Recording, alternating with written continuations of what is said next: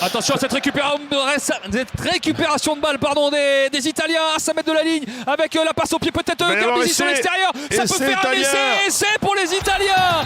Essai de Meloncello, l'ailier droit italien pour sa première sélection à 19 ans. Le joueur du Benetton Trévise, c'est sur un coup de pied, une erreur de Jaminet qui a relâché le ballon. C'est Federico Ruzza, le deuxième ligne qui s'enfonce dans la défense. On en remet une couche avec le troisième ligne centre Al-Lafi et sur l'ouverture. Une belle transversale de Garbisi, quel geste au millimètre pour son ailier. Un coup de pied à suivre dans l'embut et là il n'y a plus qu'à aplatir. Coup de froid. Mais en tout cas, c'est un bon ballon de récupération des Italiens après cette faute de main de Jaminet. On n'est pas rentré dans le match, clairement, c'est le cas. C'est souvent le cas face à l'Italie. C'est un faux rythme, ça nous empêche de faire des... Alors après, il y a le temps aussi, on l'a dit. C'est pas l'équipe de France qui avait quitté le Stade de France il y a 2 mois. Ça, il n'y a pas à tortiller, mais enfin, on le sait. Alors, on espère maintenant que les Français vont se réveiller un moment parce que ce serait quand même un peu embêtant de ne pas arriver à les battre. Garbisi, je dis pas les humilier, mais au moins leur mettre quelques points. Transformation qui passe entre les perches en coin, magnifique avec son pied gauche. Paolo Garbisi, ça fait 7-3 pour l'équipe d'Italie à la 18e minute. Du capitaine Jelonch, l'essai d'Anthony Jelonch sur une interception, une touche perdue. Le ballon qui roule, qui sort, la touche a été pour les Italiens à 30 mètres de la ligne. Et bien avec le rebond ça sort et Jelonch, il était là à l'affût, il a intercepté le ballon entre 2 Italiens à l'entrée des 22 mètres. Le sprint pour aller marquer. Voici le premier essai français. Denis, il tombe du ciel celui-là. Ouais, quel essai de rapide, mais bon, c'est le jeu aussi, donc la touche. Woki la touche, il y a un Italien qui la touche aussi. Alors il y a l'avance, Woki la touche. Et c'est Varnet qui la donne, qui veut la donner à son troisième ligne centre à la fille. Et puis Jelonch passe entre les deux. Il voit pas Jelonch venir dans son dos. Il met une petite passe lobée. Jelonch l'attrape, sprint et va marquer. Anthony Jelonch, son premier essai en équipe de France pour sa 15e sélection qui fait passer la France devant 8-7 à la 27e minute avant la transformation de Jaminet. Il tombe du ciel, je te dis. C'est surtout qu'il y a un petit en avant de Woki en touche. Wilfried. Et ben on l'a pas que l'arbitre n'a pas vu. Bah nous non plus. Allez, on suit Christophe, juste la transformation de Melvin Jaminet. Du miracle. 27e minute, Jaminet avec sa réussite habituelle. On va pas vous rabâcher ça tout le match. 34 sur 37. Est-ce que ça fait 35 sur 38 Poteau. Et bien voilà, le loupé de Jaminet. Et voilà, le loupé de Jaminet. 8-7 pour l'équipe de France, Christophe, 27e minute. Incroyable. Un point d'avance pour les Bleus quand même. C'est magnifique ça, Denis. Ils vont en touche. Il y a 3 points qui s'offraient. 3 points qui s'offraient aux Bleus. Ils sont ambitieux. Ils vont en touche.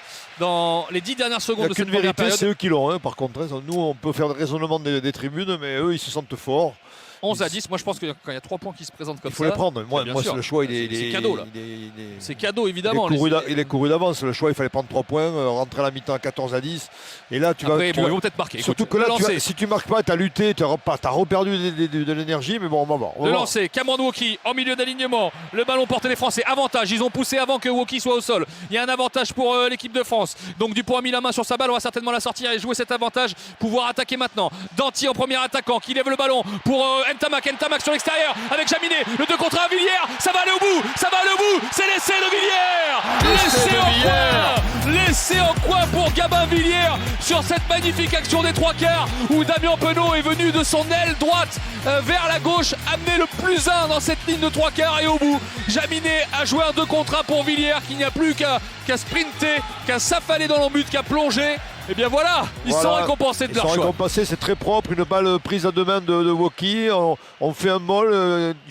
Antoine Dupont qui libère parfaitement le ballon et derrière on joue. C'est joli ce qu'ils ont fait, on passe sur un pas. Oui, ça passe sur un pas. Alors les Italiens sont un peu à la rue là.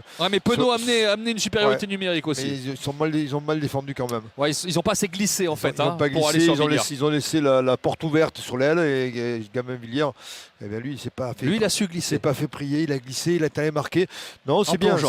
Là au moins on l'a vu. Là on a vu. Enfin une action collective, enfin un mouvement où on a, digne de ce nom. On a répété un peu ses gammes et ça a fonctionné parfaitement. Et maintenant, Jaminet, peut-être pour porter l'avance des Français à 18-10, ce serait très très bien payé à la mi-temps. Ce ballon qui va passer entre les perches alors qu'il était complètement au coin, très très loin. Et voilà, avec cette transformation de l'essai de Gabin Villiers, plus l'essai d'Anthony Gelonche, en face un essai de Meloncello et des points au pied de Garbici. Si bien que, à la mi-temps, mon cher Christophe, l'équipe de France mène 18-10. Mais vous êtes d'accord, Denis, Christophe, on s'en sort bien. C'est pas un grand match de rugby, on s'en sort bien. On s'attendait à une mi-temps un peu dans cette comment dire, cette qualité, configuration, et on n'est pas étonné. Voilà, après les Italiens qui ont fait de la résistance, mais au final, quand c'est un sentiment quand même de supériorité des Français et que tu as l'impression que dès qu'ils veulent accélérer, ben, ils vont scorer. Padovani qui tape au pied et qui va certainement trouver la touche. Et qui avait un grand coup à jouer avec Garbici. Attention, il la joue vite. Ah, il la joue vite. Il la joue vite. On est reparti. Jaminet, il repart vite avec Romain Ntamak. Il met une diagonale au pied de la droite vers la gauche, mais c'est dans les bras de Garbici. C'est pas bon, ça l'entraîne de 22 mètres. Garbici qui relance, qui est presque sur la ligne des 50 maintenant, qui est bien plaqué par Cameron Woki, le contre-rock des Français. C'est pas mal joué ça de la part des Français. On doit pouvoir peut-être récupérer ce ballon. Oui, certainement. J'ai l'impression qu'il va sortir côté français avec Grégory Aldrit qui le cherche dans le regroupement, ce ballon. Mais il est où ce ballon? Ça y est, on l'a. Il arrive. Il est pondu pour Dupont. Dupont, fan de passe, qui s'arrache. Il y aura un avantage. Il rafute. Maintenant dans l'axe avec Aldrit. Aldrit pour Gabin Villiers. Gabin Villiers, peut-être au coup de départ au-dessus. Non, le crochet. Il va laisser Gabin Villiers sur ce cadrage débordement. Le doublé pour Gabin Villiers qui vient marquer le troisième essai français. 23-10 pour les Bleus. Mais c'est Grégory Aldrit qui a ramassé le ballon, qui a fait l'essentiel du travail. Ouais, il y a eu Antoine Dupont qui a fait un point de fixation d'abord, après un relais de Aldrit, mais surtout une inspiration de Gabin Villiers qui marque un essai qui n'était pas du tout fait et qu'il a pris un temps de... Il s'est presque arrêté, il a réaccéléré. Il a hésité à taper. Il a hésité à taper par-dessus au-dessus du dernier défenseur. Et au final, il a fait un espèce de cadrage des bords qui lui suffisait avec ses cadres pour les marquer. Ouais, alors l'arrière Padovani. Padovani peut rentrer au vestiaire, il peut surtout. Ah, la cavalerie arrive! Eh oui! Ça c'est mieux! Elle est en avance, elle est pas en retard pour une fois. D'habitude, il faut que les Indiens arrivent. Hein. Il n'y a pas d'Indiens, mais il y a déjà la cavalerie. Par contre, on l'a envoyé. L'arrière de Pavodani, tu l'appelles? Padovani. Oui. Lui, il peut rentrer au vestiaire. Ah ouais, mais là, il a fait fantôme. Hein. Il a fait porte de saloon. Fantomas, lui, il a fait. Il s'est tiré une balle dans la cuisse, il est resté par terre. Je suis blessé. J'en ai vu des arrières qui défendaient comme ça, mais pas beaucoup. Hein. Allez, Jaminet pour la transformation presque en coin, sur la ligne des 5 mètres, au-delà des 22 mètres, complètement à gauche. Jaminet pour porter l'avance de l'équipe de France à ce moment-là à 15 points s'il la met. Pour l'instant, on est à plus 13, 23-10. Jaminet, non, c'est trop à gauche. C'est trop à gauche, ouais. Ça... C'est 2 échecs depuis le début. T'as plus de doute, Christophe, rassure-moi, tu ne doutes plus de cette victoire française qui se dessine à l'horizon. Ouais, non, mais bon. 23-10, il nous manque un essai pour le bonus. Wilfried voulait les humilier, donc là, on en est encore loin quand même. Ah oui, on est encore loin. Oui. Et le voilà, l'essai du bonus pour l'équipe de France, avec un essai signé Penaud, messieurs. Exactement, ça vient d'une relance, notamment de Moefana qui décale Penaud, allez, aux 40 mètres, et on rejoue intérieur avec Dupont qui sprint dans les 22 mètres. Il a encore Penaud à sa droite. Il joue, même pas un 2 contre 1, il y avait un retour italien, mais il offre une offrande à Damien Penaud. C'est le 4e essai français, 69e minute. Le 4e essai français, est-ce qu'il est transformé par Melvin Jaminet? Oui, ça passe tout juste. Et l'équipe de France mène 30-10 face à l'Italie. 70e minute, 4 essais. Ouf, bonus offensif, Denis. Ah, on n'y croyait plus, le mec, il exagère. non, mais enfin bon, voilà, on savait que moindre petit ballon de récupération, ce qui a été le cas, c'est Moefana qui décale Damien Penaud, qui joue en 2 contre 1, décolle avec Dupont. Avec Dupont, oui, voilà. On a fait le job, et petit Dupont qui sort. Ouais. 6 mètres de la ligne avec Moefana qui ramasse, qui met du gaz, de l'intensité, avec Villiers encore une fois. Aura les 3 quarts qui jouent les avants finalement. Lucu pour Ntamak. Oh, il y a du monde sur l'extérieur. Ramos pour Ficou. Le ballon qui rebondit pour Dylan Crotin. Ah, c'est pas bon techniquement ça. Dylan, il y avait un 3 contre 1. Il fallait taper une diagonale. C'est pas fini. À hauteur avec Ntamak. Ntamak, on va aller de l'autre côté maintenant. Allez, il faut aller défier cette défense avec Yoram Moefana pour Villiers.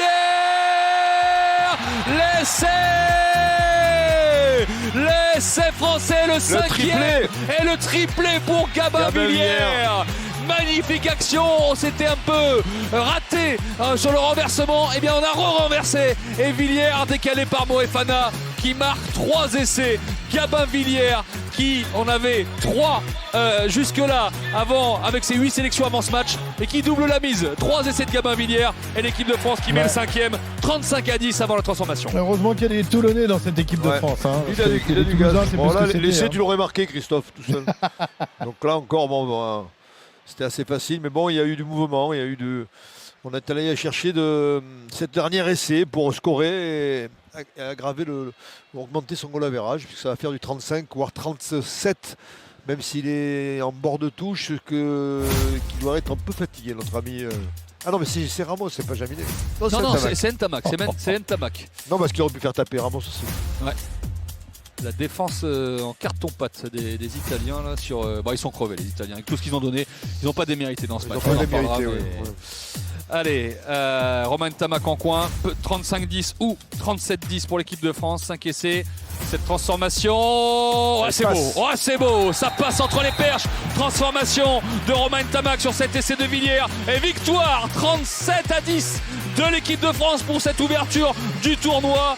Un essai de Gelon, un essai de Damien Penaud et un triplé de Gabin Villiers contre un essai de Menoncello. L'équipe de France prend le bonus offensif et gagne son premier match, rejoint la tête du tournoi destination avec l'Irlande, tout simplement 37-10. On est même en tête de ce tournoi destination puisque l'Irlande a gagné 29-7 face au Pays de Galles et nous on a gagné 37-10 face à l'Italie. La France est en tête, Christophe, du tournoi destination avant l'arrivée de l'Irlande. Ce sera samedi prochain 17h45 ici même. Il n'y a pas eu d'humiliation quand même. Hein. Non, ils ont été malheureux ces Italiens. Ouais.